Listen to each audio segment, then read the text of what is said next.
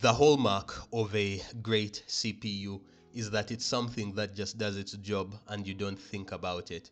Now, specifically for my use case, there are three primary things that need good performance from the processor. The first one is game development. That's my core work. So I need to be able to have one, sometimes two instances of Unreal Engine running, and at the same time be able to pull out an application that I'm using for audio editing or animation editing and be able to do all those things at the same time comfortably.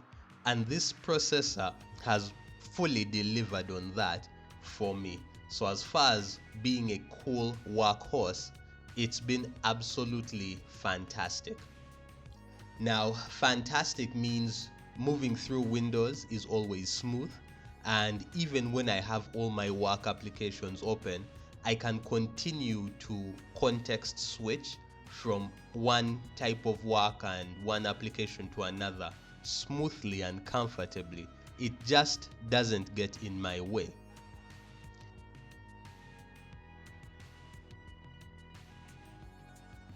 The second thing that's super important to me is video editing. Anytime I'm doing a presentation, because it's much easier to make like 60-second work update presentations, then I need a processor that's going to let me do that effectively. I'm also a teacher, so I need to be able to record and edit videos when I'm showing my students how to perform different things.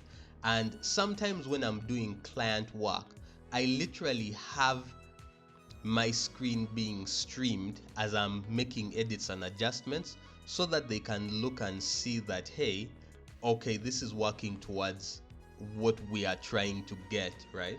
So for that, it's also been perfect. Now the third thing, which is less important, but hey, I have to throw it in there, is gaming.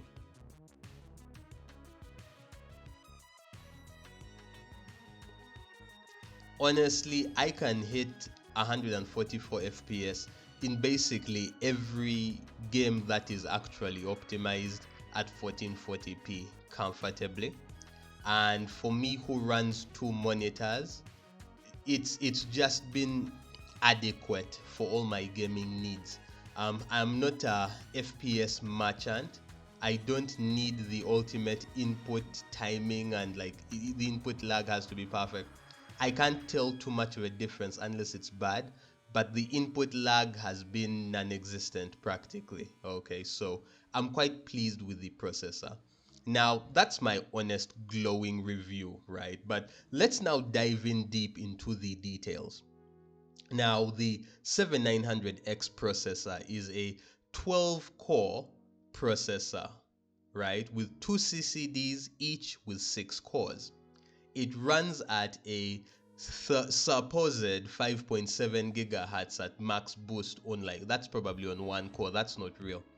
But it does come on the out of the box stating that, hey, it will hit at least 4.7 gigahertz on all cores, which is realistic to what I myself got. Now, I want to share briefly my highest performing legit numbers. I was able to get my specific sample to 5.389 gigahertz running stable on all cores. Now, if you look down, let's follow through. Okay, I was running it at 1.34 volts to get that, and the temps were 88 degrees Celsius. And if you look at the cores, every single core was about 5,300, 5.3 gigahertz, and essentially one was even hitting 5.4, which is great. So these are the legitest numbers I was able to get. However, to get these numbers and to get great single thread and multi-thread performance, basically beating out almost every other processor, right? I had to sacrifice temps. Okay, my temps were really high, and that's just a choice you have to make. But those aren't the numbers that I personally use day to day. Now I'm going to leave the Blender benchmark running on the CPU so that it's going to properly show all the cores running.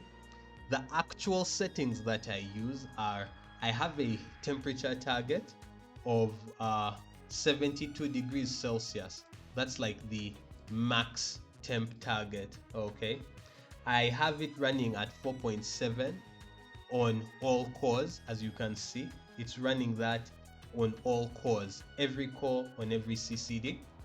I have the PPT at 142 watts.